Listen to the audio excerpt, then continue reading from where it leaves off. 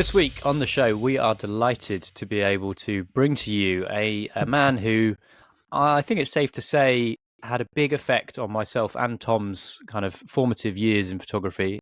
Somebody that we learned a hell of a lot of back in the day, back in Web 1.0 days, when there were such things as blogs. Today, we're bringing David Hobby onto the show. Now, David was formerly known, I guess in the way like Prince was formerly known as the Strobist, and had an amazing resource online, which was just a plethora of experience, information, ideas, know-how, tutorials. You know, we're talking before YouTube, and this was all to do with off-camera flashlighting and bringing David's vast experience and career as a photojournalist and a newspaper photographer into the fold of how he approached assignments. And what was so amazing about it, if you don't mind me saying, David, was obviously with your background as a kind of news photographer, you were so adept at going into any situation, whether it be birth, deaths, and marriages, somebody turning up in the local paper for this, that, and the other, and then the next day a football match, or something totally different. The variety of jobs that you were sent to over your years meant that you'd honed these skills of being able to get the most out of any situation, and you were adept at using what at the time was relatively new technology, which was these kind of speed lights, or flash guns as we might call them in this country, these small lightweight flash heads, multiples of them, playing around with lighting, creating interesting situations out of nothing. And I'm sorry to gush, and you haven't even got a word in edgeways yet, but I wanted to say to our listeners, the reason you are on today is not to talk about Strobist. So I needed to get that out of my system, but to talk about a new book that you've written, which is the Traveling Photographers Manifesto, of which I have a copy here. Even though you very kindly sent me a digital version, I had to go out and buy the physical version because it's that good. This is, as it says, a guide to connecting with people and place. This is one of those books that I don't know, there's not many photo books like this, which are really practical approaches to photography, almost like a how-to rather than a photo book, full of pictures. This is a photo book full of words. And the closest I could probably associate it with would be something like On Being a Photographer, which is, with Bill J. and David Hearn, which again was a really kind of one of those books, which was just a conversation between two photographers that covered so many bases and foundations for what it means to be a working photographer. So thank you for writing this. Welcome to the show. Sorry for such a long intro. Longest one yet, I will say. Well, I think that says a lot, I think, David, you really had a big influence on a lot of people's lives back in the kind of early noughties when you were busy with your Strobist blog. You really, put a lot of information out there. I feel old now. Thank you very much. Back when I was a kid, this was my favorite resource. It's been almost 20 years since that started, so it's weird to think about, because it's kind of a continuum to me, but it has been. I mean, I don't want to make you feel old, David, but there will be listeners listening that weren't born. Oh, 100%. Yeah. Well, and I think some of the things I reference on that site now are 40 and even 50 years old, which is kind of nuts to me, because I still kind of think I feel like I'm 12 in a way. If you're lucky, you never kind of get out of thinking that way, I think. But very happy to be here, and nice to meet you, Tom. Good to see you again, Greg. I think the last time we saw each other, we went to the sort of a photo, not museum, it's a photo shop in London. The Photographer's Gallery. Yeah. Yes. And you photographed me with a wide lux. Yes. Which I hadn't seen in quite a while at that point. Yeah, that was a few years ago.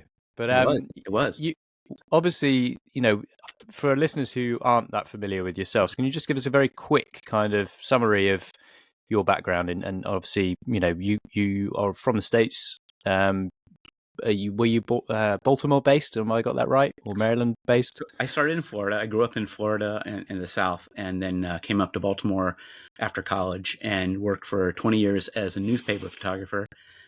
At first for a small chain of community newspapers, which is was the best photographic time in my life, because we had 10 newspapers. They were stretch tabs. They were more like magazines. Like my first year out of college, I photographed 104 cover stories, each of which was a full page cover and a minimum of 4 pages up to 8 pages of well displayed photography with no ads.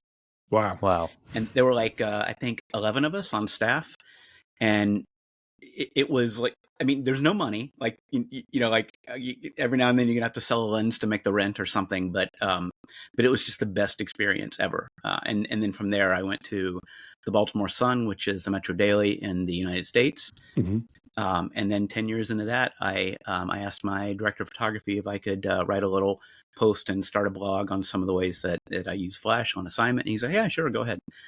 And a year later, I kind of had to choose between the two, and I went with Strobist as like you could, Strobist, Baltimore Sun, family, pick any two kind of a moment. So, and that's when Strobist started, and that ran for 15 years, I think. Well, I know Greg's already done his gushing, but I was waiting for the right opportunity to jump in and say thank you from the bottom of my heart. So basically, Greg's obviously covered that before YouTube, we had to find stuff in books or, online. And there really wasn't anything until I found Strobist. Strobist meant that, I remember I actually found the first article, or one of the first articles I'd read on Strobist, and it's Lighting 101, and it says it's not that hard, or lighting's not hard. Yeah. And that, when I was first starting out, I was like, oh shit, this whole kind of world that I knew absolutely nothing about, it was the barrier to entry for it was broken down with that short sentence. And I was like, brilliant. If this guy's saying it's not hard, and look at what he's producing, boom, I'm in. Yeah, if this guy can do it, yeah. That's not what I meant. But so I had been obsessed with trying to use Flash since I discovered Ouija.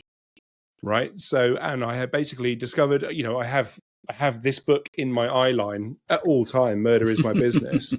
And I had just always, I have this one as well. Not that I have a Ouija collection literally there, Nice. but Ouija and Strobist were the main ways. I mean, Ouija was the guy that I couldn't figure out how it was done, and Strobist explained to me how it was done. And so in my formative, early career as a photographer, it could not have been more useful. So thank you so much, because actually I attribute a huge part of my, look, style, experience and general photography career to Strobist. So, and I've always wanted to say thank you. I think I might have emailed early on, but I've been waiting to say it face to face. Satisfaction guaranteed or a full refund was sort of always our motto. So, and on the it not being hard stuff, that's been a through line. I taught in college for a little while before my daughter was born, where you can make, as Greg Heisler is fond of saying, untold hundreds of dollars being a college adjunct professor. But the thing in our class was like, it's not hard, and just make it fun. And that carried on through Strobist. I felt like people could learn if they could get over that bit of that anxiety. Lighting anxiety is a little bit like math anxiety, but lighting isn't like math. Lighting is a lot more like cooking, where you just kind of, you tweak it a little bit, then you taste it, and it like, oh, that needs more salt, and you add more salt.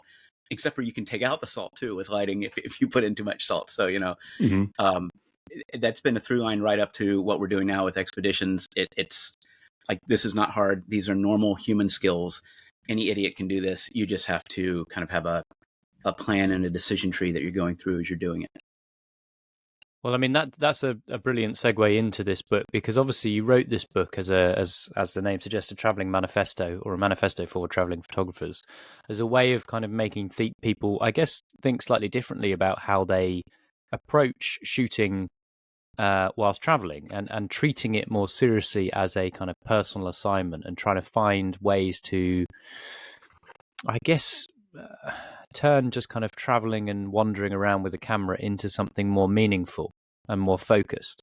So I guess I'd like to hand over to you and say, run us through a little bit of your thinking behind the book, and, a bit about it.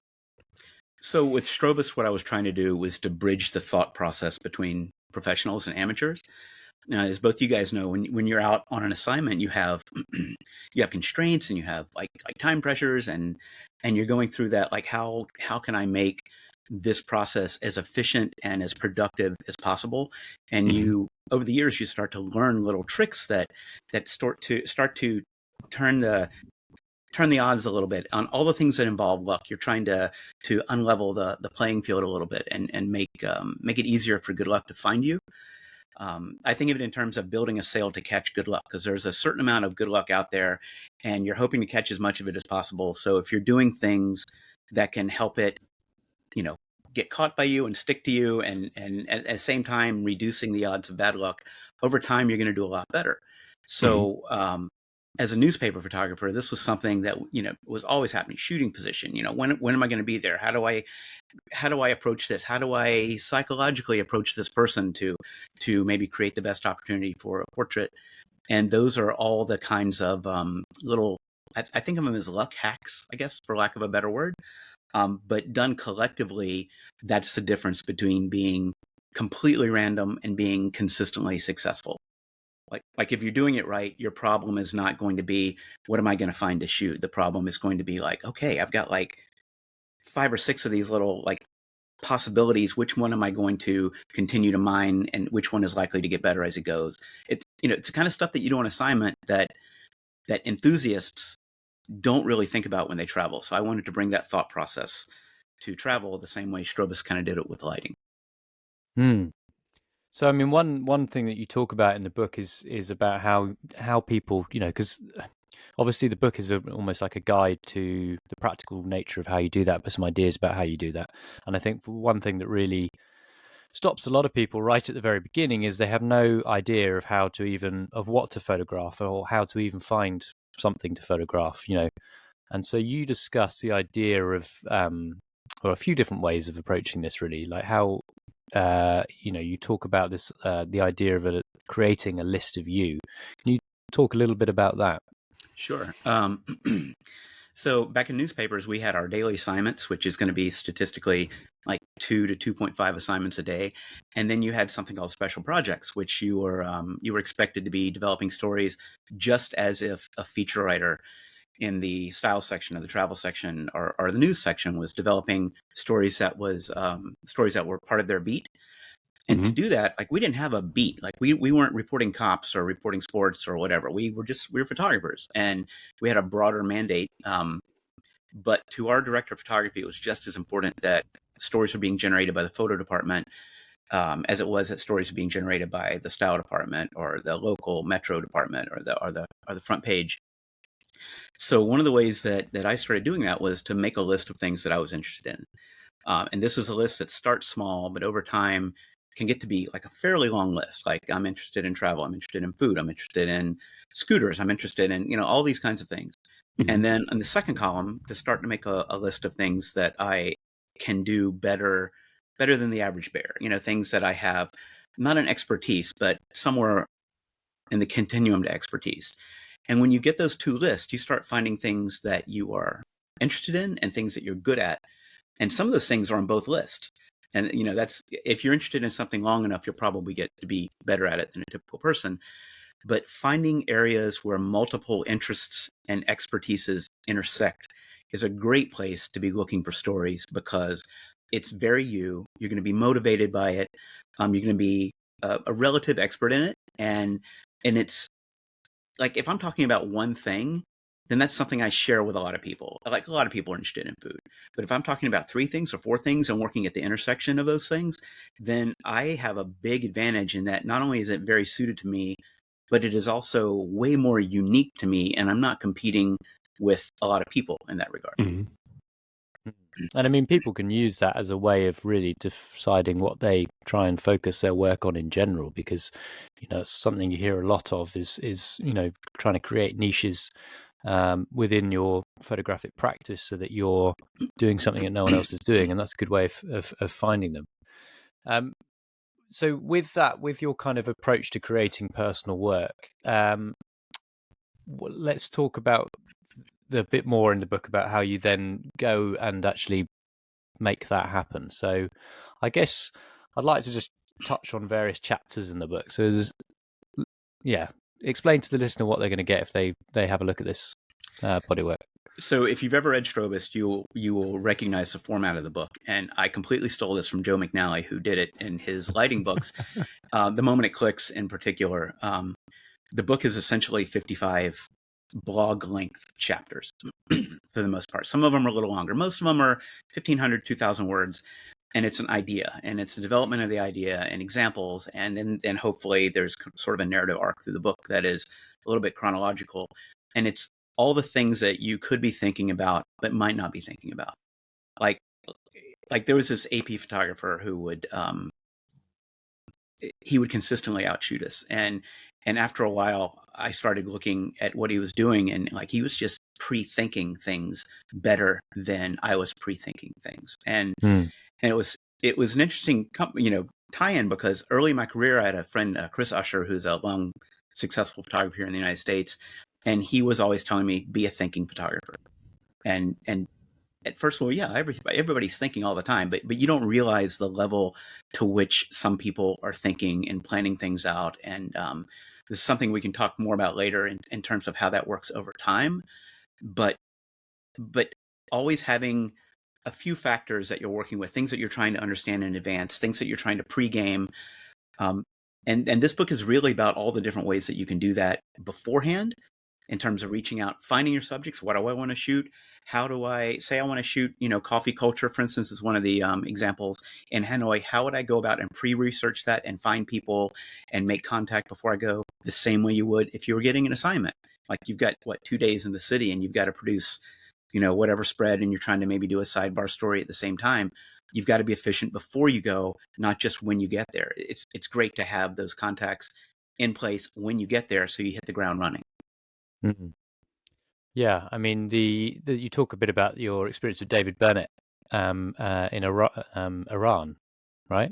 Yes. Can you tell us a little bit about that anecdote? That was David Burnett is like the quintessential thinking photographer. He's a guy, the Olympics are on right now, the Summer Olympics, when we're taping this. He's the guy you may have seen on the web that shows up at the Olympics with a speed graphic. Yeah. From 70, 80 years ago. Oh, that guy, right. That guy. All right, cool. And the thing is, that's how you know him, but that is just like one tiny little facet of who he is. He is a thinking photographer's thinking photographer. Like he is operating at a level, like my favorite thing to do is to sit across the table from David Burnett and just listen to him tell stories. And the story that I reflect in the book was he was in Tehran in 1979 when the overthrow of the Shah of Iran happened. And like they're just on the ground and things are happening and everybody's getting these pictures of chaos in the streets and celebratory people who have come in with a revolution and such, and he's realizing that like we don't have any pictures of the new guy, the Ayatollah, kind of behind the scenes, and who is this guy, and no one knows, and this is a huge geopolitical event because Iran controlled a major percentage of the world's energy at that point. So his tack was to aim for the guy who was like an economics professor that they had tagged to be the media liaison. And he just kept working the guy. This is fantastic. I appreciate all the work that you're doing. This guy is completely out of his depth, by the way. Like, had no idea what he's doing. You're doing a great job. We'd love to, if there's any way we could get in and photograph the Ayatollah, it would be fantastic. I'd just personalize him a little bit, da-da-da. And the guy's like, sorry, that can't happen. And then he just kept doing it. Every day he would show up after these, what to all accounts were disastrous press conferences where they had no information to give, and he would just compliment the guy and stroke his ego, and it's fantastic. And we got so many pictures in the courtyard. It'd be great to be able to get behind the scenes. And one day the guy just goes, like, after everyone leaves, he goes, come follow me, come this way, please. And he was in, and he's like sitting in the Ayatollah's office while the guy's having meetings and drinking tea and stuff. He's in there for like 20 minutes. He's like, I just tried to be invisible, and no one had done this. No one knew who the guy was. And the first time people in the West were really getting a sense of this guy behind the scenes and pictures and stuff, it was coming out of a photographer from the United States that just happened to worm his way into his office. Like, you got to think CIA was like, what the hell? What? Is this our guy? No, but he's that good. And that's not a singular story. Like, his career is littered with things like that. He's just that good consistently. And I mean, what's interesting as well, though, is I think all of that experience that you've had over the years of working in those worlds and meeting those kind of people has really instilled in you a sense of approaching these stories. As much as when you go back to Strobist, there was a lot in that about lighting and about having speed lights. I think nowadays it's safe to say that your approach is even more minimal than it was then. And you are somebody who travels light personally in terms of what you have in your, I don't even think you travel with a suitcase, but B, in terms of what you carry kit wise. And talk us through a bit about that and why you've reached the conclusion that that is the best approach. Well, I don't know if it's the best approach, but it is certainly the best approach for me. It's my approach. And like, there's no person who's anti-smoking as much as a reformed former smoker. Like, I'm the reformed former gear guy. You're listening, Tom. You're right. You know, and I hear you guys talking about it. You like, maybe we'll get more into gear as we go, but I know I've owned 100 cameras. Like, I'm not exaggerating, and I probably still have 2/3 of them sitting in my. The idea that you even have a gear closet is in itself a little bit of a defeat. You know, Tom, we were talking before we went on about the fact you just bought a cart. Tom, like, yeah, what is it Tom got this morning? What did you move into this morning, Tom? I don't know what you're talking about, Greg. I definitely didn't move into a new storage unit. Literally this morning. So this is a very relevant chat to be having right now. This man has not just got a gear room; he's got a whole unit, a whole shipping container. Right. Which is a lot. So I have a theory. I have a lot of theories in that area, but one of my theories is we use gear to cover our insecurities. And I remember myself having these internal conversations, like, you know, I've got the 16 to 35, and I've got a 70 to 200 on my, you know, my short body and my long body, and I've got a 50. But like, what about that area between 35 to 50? Like, that's not covered, you know? And then the next thought is like, well, what's my backup, and what's my backup to my backup? So I have gone completely the other way, because I've been consistently outshot by people who were just carrying a camera and a lens, like a fixed lens. You know, like Henri Cartier-Bresson didn't have a backup to a 70 to 200 2.8.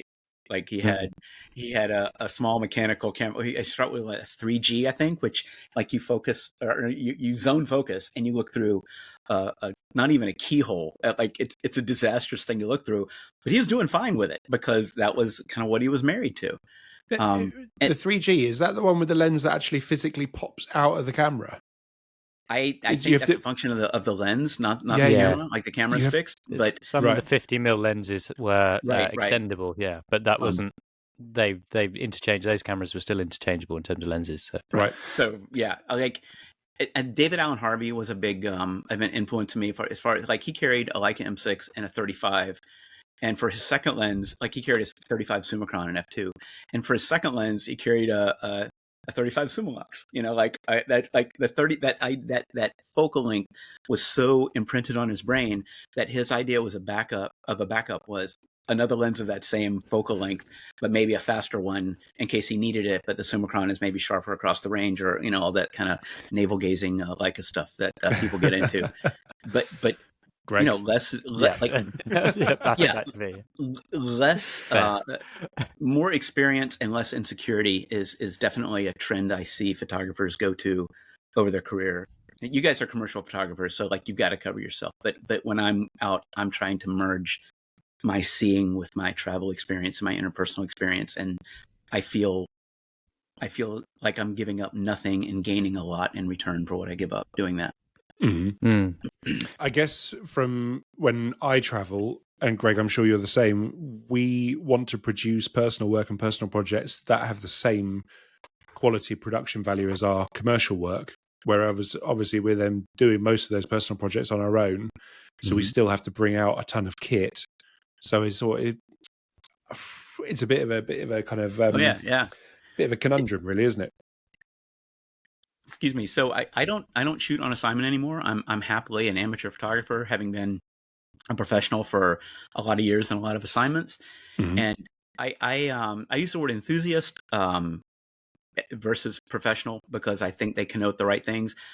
Amateur people tend to think it's about money. The root word for amateur is love. So if you're an amateur photographer, you are motivated more by love than by money. And that gives me, like, I'm very happy to have the freedom to not always trying to be worrying about, oh, but what if they think this and what if they think that, and what if they think, well, what do you have? Do you have anything shot with a super wide? No, I just brought this camera and a 35 with me. Like, I don't have to have those worries anymore, and that frees me to just focus on, like, that camera sees the way my eye sees, Yeah. and I don't want to give that up. What's amazing, That sounds like I think, a dream. Yeah, You know what? It is. It's 100% a dream compared to having to be in that other system. And I was in that system. I understand that. It is a freaking dream. 100%. Yeah. When you look at the work of somebody, and this is somebody you discuss in the book, but somebody like Alex Webb, you start to understand that just shooting with one focal length, shooting with a 28 or a 35 or a 50 and kind of honing in on being the expert with that lens and seeing the world with that lens allows you then to suddenly open up this whole potential for, as you call it, kind of filling the box, right? So and this is a really interesting, there's a whole section in the book which is about composition and about timing and about your approach to that and how you stack the box with elements to make the final picture, and you start to fill it from the back towards the front, which was a revelation to me because I've never really thought about composition in that way, but about understanding that if there's something in there that's not adding to the picture, it potentially is harming the picture. The idea that you are filling a three-dimensional space, it's that idea of the creative moment, the decisive moment. Can we talk a little bit more about that and kind of your, and also that revelation that you went through, which I think, as you said, came from David Allen Harvey when he turned around and said to you one day, you shouldn't be photographing what you see, you should be photographing what you feel. Yeah, a couple people now, and that was kind of more in terms of light and color, that I've applied it to that. But in terms of composition, there's a photographer named Michael Williamson who I used to compete against. Well, who we used to shoot the same stories. I was not on this guy's level. He was just a beautiful, natural, wide angle lens photographer. And we're shooting one day and, just kind of talking, shooting the breeze. And he just kind of volunteers like, yep, you gotta picture's a box and you got to fill the box left to right, top to bottom, front to back. And I was like, Horton Hears a Who kind of a moment, because I had never really thought of my pictures. Yeah, I would use framing devices and that kind of stuff. But once you start thinking of your pictures as dioramas as opposed to planar kind of two-dimensional objects, the joke is, photographers live in a four-dimensional world and we take three-dimensional scenes and turn them into two-dimensional photos for one-dimensional art directors, which is a little bit of like I've always loved that, but it speaks to the compression that we have to go through as a photographer. And once you think of the boxes being three-dimensional, you start to separate your picture into static elements and dynamic elements. So finding a shooting position that allows you to stack your static elements in an interesting way, and now you're just waiting for that dynamic element. Or if you're lucky, okay, I see what's coming here and something's coming here, and you time the convergence of a couple dynamic elements. And this is what Henri Cartier-Bresson was doing long before any of us were a twinkle in our parents' eyes. So this has always been there, and when you get that right, the result is you are sharing a really privileged, special moment. And moments is an overused word, just a special tiny slice that sometimes you're privileged enough to see. Like, if you've ever been driving by something and you look and you're like, oh man, that was just a great picture. Like, and it's just gone, or walking or something transitional, and your brain just snaps a picture. So if you're stacking those elements in that depth and that front to back and waiting then for the dynamic elements, when you take a picture, you don't have to get super lucky, because you're constantly going through, again, that process of eliminating luck from the equation, and you're waiting for that one little thing. So you might have stacked your lighting and then stacked your composition with static elements, and now you've got, oh, this is interesting happening in the background. If I just get something happening, and click. And if you catch it, it's amazing. Like, it's like it's Alex Webb. It's what he just kind of goes out and does. But if you don't quite catch it, it's still really good, because you have nailed down a lot of the things. It's like sometimes all you need is just this nice little ordinary moment within a beautifully constructed picture to take it into something that's a little bit sublime. And it's just a process of eliminating the need for luck at every stage, I think. I think with those kind of images though as well, there's a real it's like fishing, there's a real kind of hook to it, if you excuse the pun, because you aren't going to be catching it every single time. But I mean, personally, I don't really get fishing that much, but I can kind of see why people are into it, in the sense that they go out because there's the opportunity, there's a potential they're going to catch the biggest fish they're going to catch. And photography, when you're doing street photography especially, there's that feeling that you just never know what you're going to catch, but you've got to put yourself out there.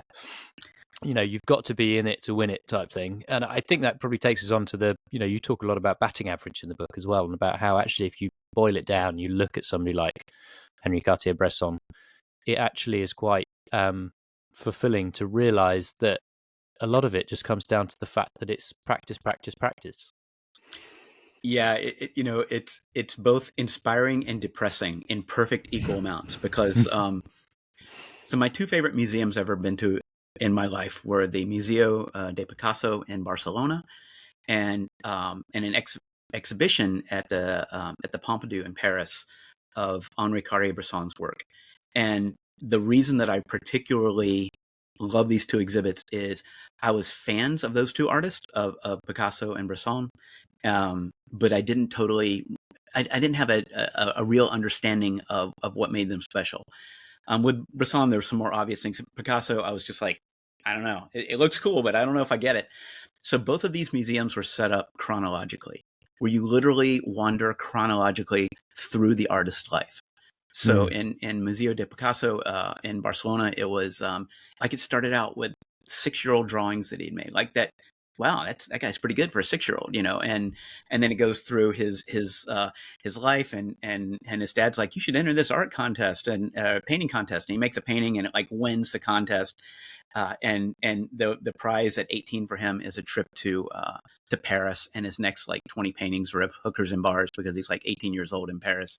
But he goes through this whole process where, and then suddenly he like finds himself. He finds his path as an artist through, I think, a breakup with a girlfriend of all things, and it's like, she starts out in paintings, looking normal, and by the end of the paintings, she looks like this and stuff, and you're like, that's Picasso. So the thing of the Pompidou was Cartier-Bresson, and it was chronological. And there's all these pictures that I recognized, and so many that I didn't, that were great pictures. I just hadn't really seen them. And then I started looking at the time attached to each of those pictures, like the classic Cartier-Bresson pictures that pop into your mind, like a slideshow when you think about them. And he was popping them off at like once a year. Mind you, he's going out every day, all day, probably working 10 hours on a Tuesday. And and it's just him. It's not like he was in a saturated photo. Like he was working in this pristine street photography environment ahead of everybody else, working with a tiny camera. And he had all the stuff going for him, and all the perseverance and all the talent.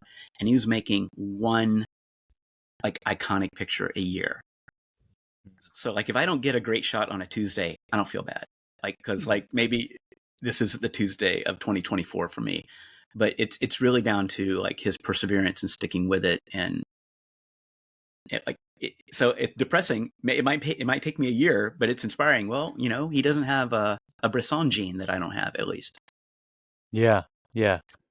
Does that put a ton of pressure though on December 31st? If you haven't got the shot, you're like, God, it's got to be today. So, okay, really good point. And I've had we started out expeditions in Havana.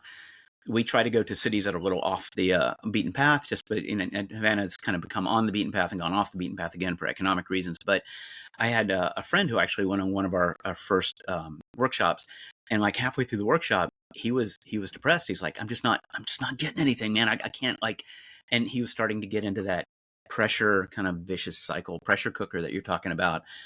So my thing is, if you're constantly doing the things that help you shave the odds for good luck in many different ways, like that's going to lift your floor. Like your misses are still going to look pretty good. And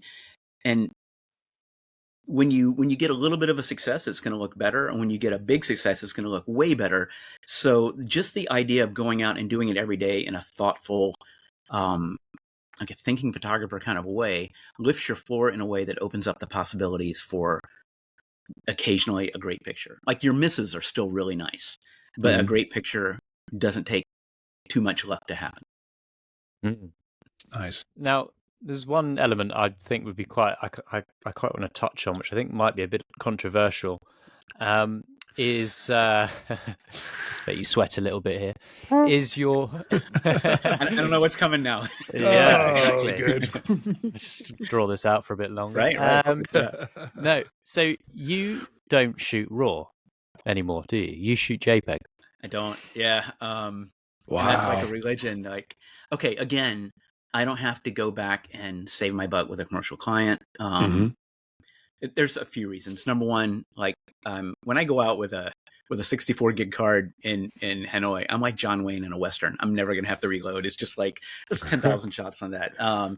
And like they hold up great at 20 by 30. They look good.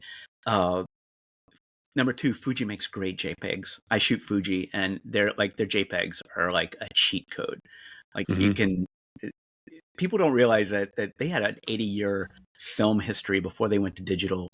But not only that, they were making the machines that scanned everyone's negatives and ectochromes and Kodachromes into digital files for the RA4 printing process. It stopped being a pure optical chain long before we went digital. So they had so much data, and they put all of that data into their cameras. I'm not here to sell Fujis. Greg, I know that you're a fan as well, but their digital cameras have sort of a film DNA. And if you take that and you apply it to having a better understanding of the color of light when you're shooting in those marginal days, the marginal times of the day, rather, like the JPEGs, they look good. And my thing is, I'd much rather get what I'm seeing and feeling in the scene onto as close to a final file as possible as going out and shooting RAW and just spending, 3 weeks from now, twiddling the knobs, trying to capture that magic. When like the best time to capture that is when it's in front of you. I'm a firm believer in that. And JPEG kind of takes away that safety net for me, I think. Yeah, it's almost kind of giving you a constraint, which is causing you to kind of have to make those creative decisions. And that's obviously, your background as a film shooter as well. Obviously, when you started, you were shooting film. You're used to that. But there's this whole section in the book to do with kind of mood and color. And you talk a lot about how you use white balance in a way that I think most of our listeners would probably never even touch the white balance on their camera at the time. Yes, they'll sit later and be playing around with it. But a lot of photographers, yes, occasionally you might be shooting to a color chart in the studio and then correcting your white balance before you start shooting. But most people aren't changing it on the fly on the scale themselves. They might just set it to auto, or they might set it to sunny or cloudy or whatever, but you're kind of actually using the Kelvin scale all the time and thinking about it as you even approach the images, what you want to be creating in terms of mood and feeling from the image. And so using that in the same way that, say, somebody might make a creative choice about their aperture, you're making that choice also with your white balance. And obviously shooting JPEG, that forces that to be baked in. So that's quite a commitment. It is a commitment, but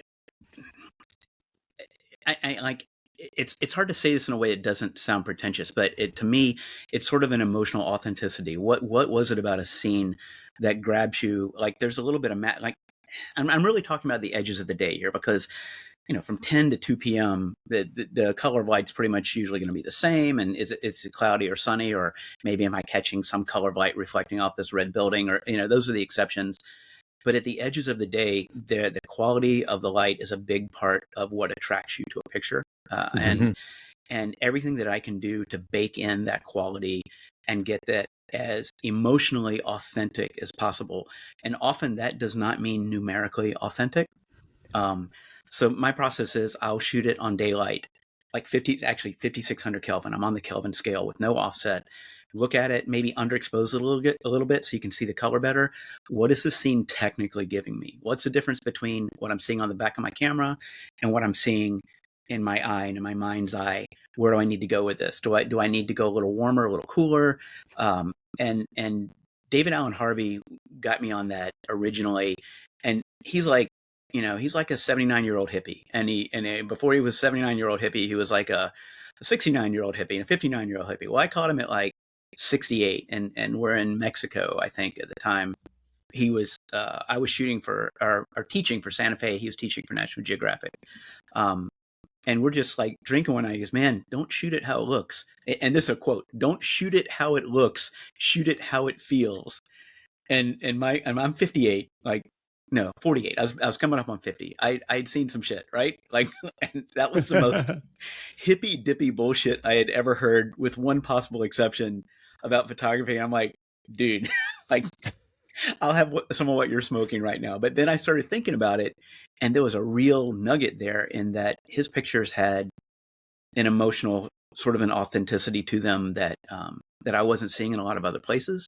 And a lot of that was like, you really felt like you were feeling the light in his seeing, whether it was Havana, that the book on Cuba that he did was absolutely amazing, or just in the Outer Banks, which the stuff he's doing in the Carolinas right now. So aligning your picture with the way a scene feels to you when you thought, oh man, I got to photograph that, is 90% of it. Like, you don't want to go tweak the knobs 2 weeks later in Capture One or Photoshop or Affinity or whatever. See, I learned to, well, I picked up the 5600 Kelvin trick.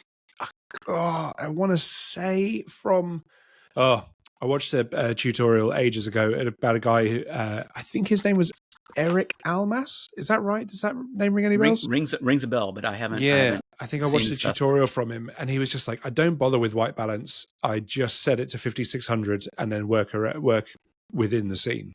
And then I did that, and I was like, oh my God, I am now spending way less time figuring out where the correct white point is. I'm just like, okay, that took a huge kind of question mark away in the editing for me. So I quite enjoy doing that myself. So I've learned to think of color the same way I think of exposure. It's not about getting something accurate necessarily. It's about being in a balance, sort of a yin yang or a kind of approach to it. Like, if I've got a blue hour and a really, really warm light source, that's kind of neat, but I can steal some warmth with that light source by dialing down towards the Kelvin setting on the camera and bring those into a really painterly balance, where I've still got plenty of warmth in the light source, but I've got a lot more blue in that blue hour, and it can just look amazing and painterly. And then I think of that as a north-south sort of a balance. And then the green magenta would be sort of the east-west version of that, where that it might be a beautifully warm light source, but it's got an ugly green spike in it, like a sodium vapor might have, a lot of orange with some green in there. And if you throw a little magenta into that frame, you can take the ugly green out of that light, and a little magenta hidden in blue hour, it can actually be gorgeous. Right. So I made a picture in Havana the first night I was ever there after a rainstorm. It's one of my favorite pictures I've ever made. And it's one of the first times I started tweaking that north, south, east, west kind of approach to color balance as opposed to white balance. I think it is a color balance. And the thing that struck me is like, oh my God, that looks like a Greg Heisler picture. And it's because I had stumbled into a very conscious, lifelong color education that he had given himself. I was in the middle, long into doing Strobist at this point, and it had never occurred to me that there were these amazing two-dimensional light equations to be made in natural light. And then, like 5 years later, he saw the picture up on the screen and went, "That's a really nice picture." And I'm like, oh, like Greg likes my picture. But it was very much a Greg Heisler kind of approach to color, and I've kept that through my flashlighting and through my ambient light shooting ever since. Nice.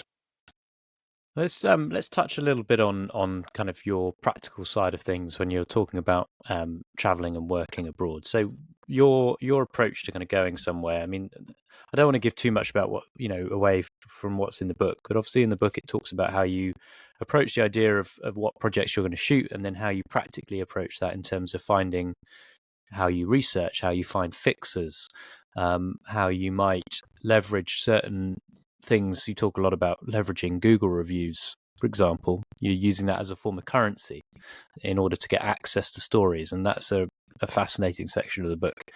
where Yeah. you almost kind of like. To be clear, I'm not leveraging a Google review for a story like, hey, Sorry, hey, yeah, not the you review. I was looking going to at it, say, for the review. take your that picture, or I'm sounds- going to give you 1 star, buddy.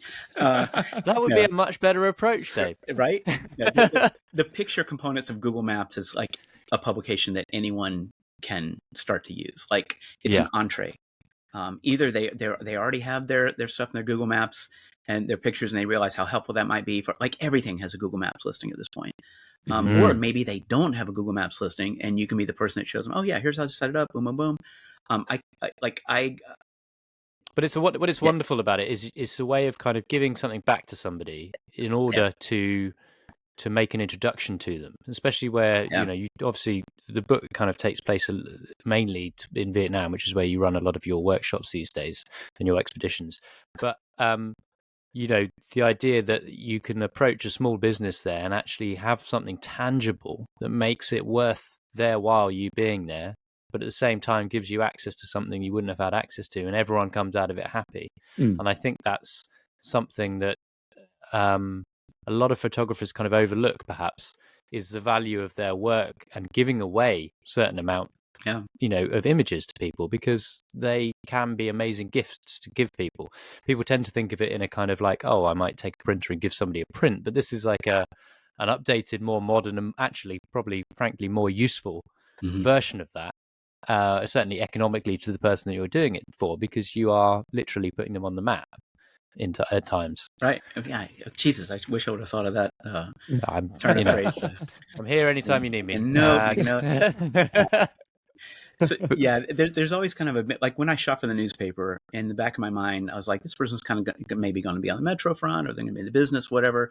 There was a value exchange that was happening because they're giving me their time, their attention, and allowing me into their lives. As just a personal project-based photographer, you don't really have that. So there's a little kind of a nagging thought, and especially for enthusiasts who haven't been doing this for a long time, like it's kind of a taker syndrome. There's this little voice in the back of your head that, like, you're the asshole in this equation and you're just trying to get something for nothing. But thinking of it in a more holistic exchange, like, oh yeah, I can definitely help you in this situation. It not only makes people more likely to allow you into their lives to an extent that you can get the kind of pictures that you want to get, but it helps you to be more willing to make that step when you start to realize that what you're theoretically proposing is very much a win-win. And that changes your whole approach. It's like walking into a singles bar with a beautiful girl on your arm. Even if she's just going to be like a wing person to help you, like, not that this is something I have ever like I'm happily married for 30 plus years, but the idea is the same. It's kind of desperation versus like it's just a good thing. I mean, I think it's a lot of photographers, professional photographers who do it, and make predominantly their living from photography, overlook this to some degree, because we are in the mindset of you do a job and you get paid for it, and that's kind of the way it works. Whereas actually, I think kind of amateur photographers are more likely to be kind of keeping this approach, because for them the kind of financial elements of their work and the value of the work is not so much in question. For professional photographers, I think maybe it's too much of a something that they think about too much, perhaps. But I remember years ago seeing you do a talk where you talked about doing your own real estate photography, and it really struck me then when you were talking about that, saying, well, actually, you're a professional photographer. If you want to sell your house, take your own pictures, because they're going to be far better than what somebody else takes. And actually, you're talking about an increase in value potentially of your property by X amount. And it was put far more eloquently than that, can I say? But it was one of those light bulb moments in my head, because you suddenly realize the value of photography isn't just okay, someone's paying you X amount for the images. There's far more creative ways to spin out the value of what we do, and to perhaps engage in a more kind of, as you said, holistic approach, bartering approach, kind of quid pro quo, kind of using it to negotiate and and there's no reason you don't have to be helping other people whilst you're doing that, right? Which is what's wonderful about this approach. Let's quickly go on to some other kind of travel tips that you might have then? Because I know that there's quite a lot in this book. There's also, one thing that I picked up on was and I mean, some people will already do this, and I have started doing it in the last few years, but it didn't kind of hit me for a long time as something sensible to do. But when you are somewhere, you tend to shoot, like literally will write out your captions for an image quite quickly after you've photographed it, or maybe on the plane back, and actually photograph your captions so that you've got those captions are then embedded with the other files. And as a traveling photographer, that's one thing that's always such a pain in the ass when you come back, is the amount of time you have to sit down and go through captions and then trying to remember where that was. And quite often for me, it will be, I now will shoot stuff on my phone, so it's geolocated, but I'll also do that for anything like information, receipts, everything. And at the end of a trip, that all gets dumped into like an assets folder within that project, so that I've got, I can then break that out into like, these were the expenses, these were the thing, but it's all just like snapped off my phone. And I guess this is the same approach. When did you start doing that? Was that? Well, I had an embarrassing moment early in my career, I guess 1983, 84, which is weird. I mean, it's 40 years ago now. I'm shooting a high school football game, and I'm shooting for like the local small daily, the Leesburg Commercial, who I was a stringer for. But it was kind of a big high school football game. So the local Metro Daily, the Orlando Sentinel, had come out to shoot this as well.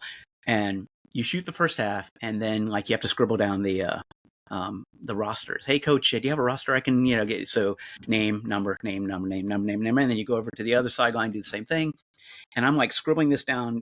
You're trying to be legible, but you're also trying to be fast because you got to go find the other one. Because if you don't have the person's name, you don't have a picture, you don't have a caption. You just got a license plate basically on their jersey.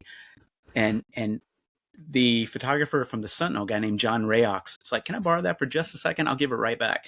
Oh, yeah, okay, here. Like, I'm being deferential to him because he's a photographer for Metro Daily, and I'm a dumb shit, just had a high school stringer for the local paper. And he goes, "Thanks," and he holds it up and takes a picture of it. He goes, "Hands back to me," and I'm like, he took a picture of the piece of paper, and from that moment, it was imprinted on me that if you write it down, shoot it. And not only does that make sure that piece of paper is never going to get lost, it keeps it time-stamped, like geo-stamped right by your notes and forever in your file system. And it's just like a notebook for me is the second most valuable piece of equipment after a camera and a moderate wide-angle lens. And so I'm always merging my information, visual information and written information. And like, I just don't know how I could ever, like, I might lose the notebook, or like on the way back, you remember things. Oh yeah, I want to make sure I get this information down, stuff to reshoot it. You can even write down your frame numbers on your notebook, so you can use that as a way to go find, like, if you might have had 10,000 frames in your shoot. Like, where is this? Is this Tuesday? Is this Wednesday? So yeah, merging those forms of information, merging that flow is just, it's like, you never unlearn that. You never not shot your notes as a newspaper photographer, because if you don't have your captions, you don't have a picture. It's just, you just never shot it. And again, I think that's a really important discipline that can, depending on the type of photography you do, some photographers don't ever really have to worry about captions, and for other Right. photographers, it's, one of the most important aspects of what they do. I think for a lot of photographers who think that it's not important, they should reconsider that in terms of the importance of having the information there in your archive, so that in 20 years you have a little bit of background of what you're looking at, basically. Or contact information. If I photograph someone by Hong Kim Lake in Hanoi, and like, can I grab your email? I'll be happy to send you a picture. Like, I throw pictures out like, like it's a currency we can mint out of thin air. Think of it that way. Like, why would you not use that in every way you possibly can as a photographer? But that helps me circle back. Like, I'm never going to lose that email contact because they're in my picture library. Yeah. Like, I can't imagine not doing that. Yeah. I think that's a massive tip for people to take away. Is there anything else very quickly that you'd kind of like to add that we've not covered that's in the book, like little things, or any kind of quick fire tips that come to mind? It's funny. The book is really nothing but a bunch of things you might not think about until like year 13 of shooting full time. Like that was the approach to it. This book was written to the dumb shit just out of high school stringer that was me in 1984. It's like, hey, when you're pushing 60, here's some stuff you're going to know that you don't know now, and maybe you could all know it, within a couple of days, as opposed to having to learn this by School of Hard Knocks. So, it's let's see if one thing, I will. You mentioned traveling light and jet lag and stuff, that sort of thing. I will say one of the biggest things that I learned for jet lag is it's partially resetting your circadian rhythm, but it is also really down to dehydration. That's a big point of why you feel so crappy when you get there. So if you can preload your drinking water, not booze, on the before you even get on the plane, that helps. And then once you get to the city, you've got to move on to the new time zone, which for me it's 12 hours. That's kind of as bad as it gets. So that's something we really had to learn to hack going to Vietnam all the time. But the second half of that is don't fully get onto the local time clock. Give yourself a couple days, and you're kind of in that in-between kind of liminal space between being in Eastern time zone and Vietnam time zone. And at that point, you introduce a mid-afternoon nap. And what that does is keep you from ever really transitioning fully with your circadian rhythm. It gives you both blue hours. You're going to be awake at 5 a.m, ready to go out. You're going to be able to stay out, well after dark. And that I take like a 90-minute nap in the middle of the afternoon. It's like a superpower. It helps you get onto local time, and then it also helps you get back onto your home time when you get back. You never really put your full weight down, and you get all the benefits. I don't see 2 blue hours a day. I see 1 blue hour a day normally, and the other one's like, you know what? It'll be blue hour in 12 hours too. I don't need to get up for this. I think for me, like if I'm working really close to the equator and I can afford to, it's more of a travel shoot, then I will do that. I will basically rest in the middle of the day because there's kind of no point being out because A, it'll probably be too hot to be working, and B, the light's going to be crap. What are you missing? You give up nothing. Yeah. I mean, the other thing I'd say is I now travel all the time with rehydration tabs. I used to have sachets, but I met a cameraman many years ago and he swore by them. At the time I was working a lot in Africa, and I remember the first time I worked there, I went out, was shooting all day and came back and nearly had sunstroke. I was really ill, and after that it was like, right, I'm never going out again without a hat on. So it's those kind of little things that you said you learn by the School of Hard Knocks. But rehydrating, having those rehydration tabs, you just have one of them in a bottle of water in the morning, you're getting off to a good start for the day. And again, it's just one of those little kind of, it's not even photography related, but it's one of those things that is quite easily missed, but actually really important if you're just going to be able to function and keep shooting. That is the main point of the book, in that 90% of what is useful and makes you a more productive and a more immersive photographer has nothing to do with camera operation.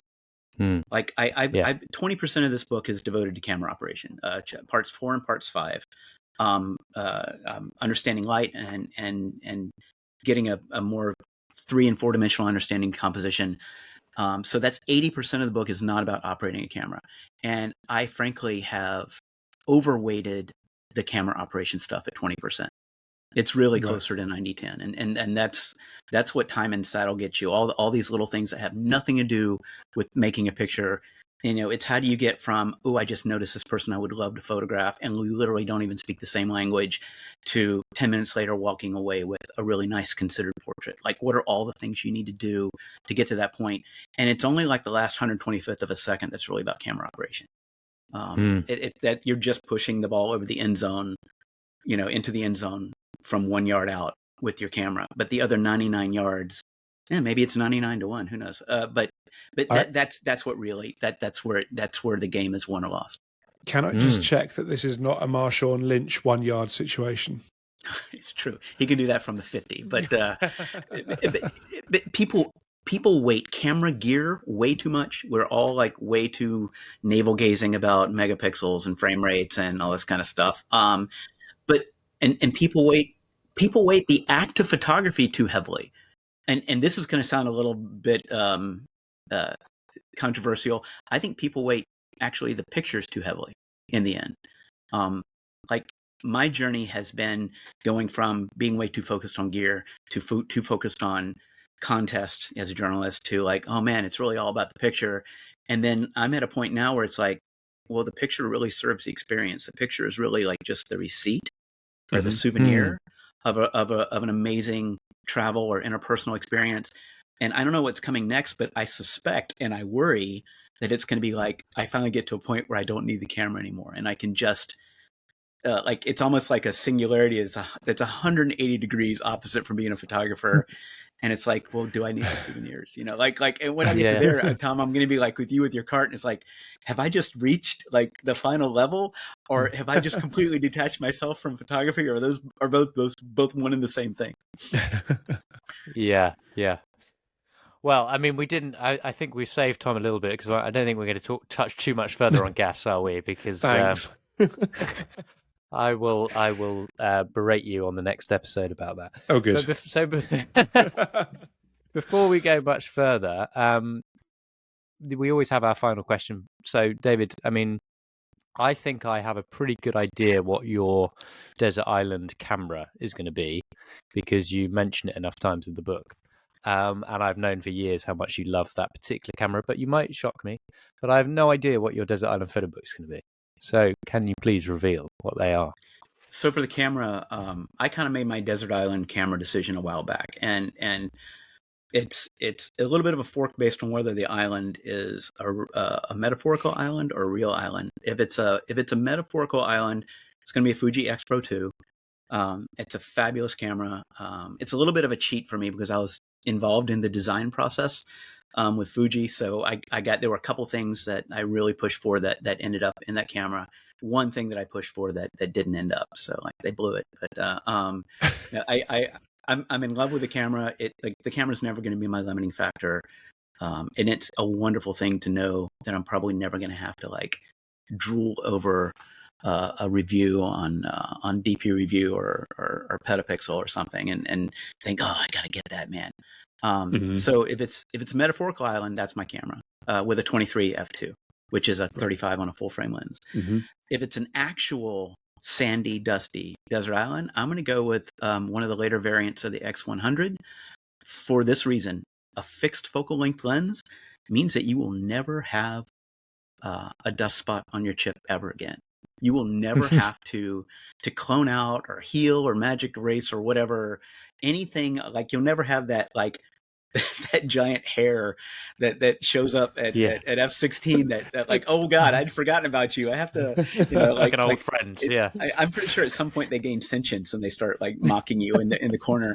So like, this camera, like this is never going to have that. I'm never going to have like the sentient hair in the upper right-hand corner of that frame.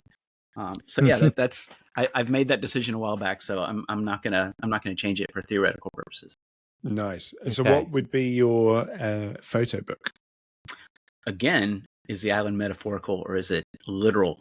If it is a metaphorical island in which I can just go off by myself and read a photo book,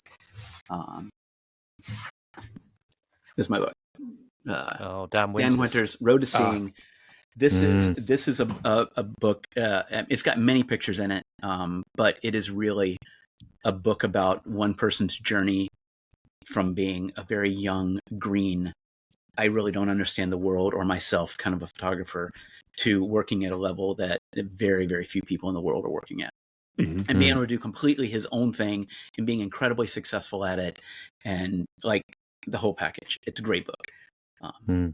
If the island is a real island and I'm trapped on an island with only one book and it's a desert island, I'm assuming I'm by myself and stuff, and that is going to be and heavier. Magnum. Yeah, a big book. I want a big book. Magnum. Yeah, it's a big book. Magnum, which one is that? This is Degrees. Okay. It was made in 1999, and it is essentially Magnum for the 1990s.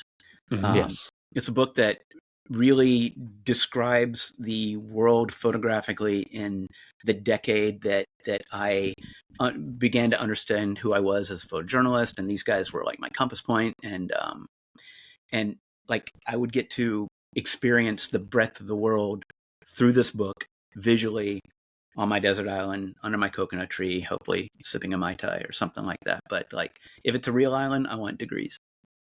Nice. Yeah. It's a great book. I mean, Dan Winter's book is a great book as well. I have the Dan Winters one. I don't have the Magnum Degrees in my collection. I'd like to. The Dan Winters, if anyone's interested, there's a Netflix series called Photographer. I think, is it Netflix or Disney? Netflix, I can't remember. But Netflix, I think. yeah, we'll link to it anyway. There's a great episode with Dan Winters, which, if you don't know anything about him, is a really good introduction to his work. Anyway, David, I just want to say thank you so much for coming on. It's been emotional. No, it's been really great for myself and Tom to have you on. As I said, you've obviously had a huge influence on not just our careers, but a lot of people's careers. I'm sure that we will have a lot of feedback from this episode. And if people want to find out more about your expeditions with an X, have I got that right? It's like where can they find out? Because these are. Can you just, before you go, kind of give us a very quick overview of what these are? So yeah, it's X-Peditions. So it's the .com is still available in that format, but and it's also a nod to the Fuji X system, which I think is a really really good camera for travel. We go to Hanoi once a year. It's a very small program, 12 people a year. We're not scaling it. This is kind of a little thing I'm doing with the guy who was my editor in my college newspaper 40 some odd years ago. Nice. And so think of it, it's sort of like a baseball fantasy camp, but for photojournalists.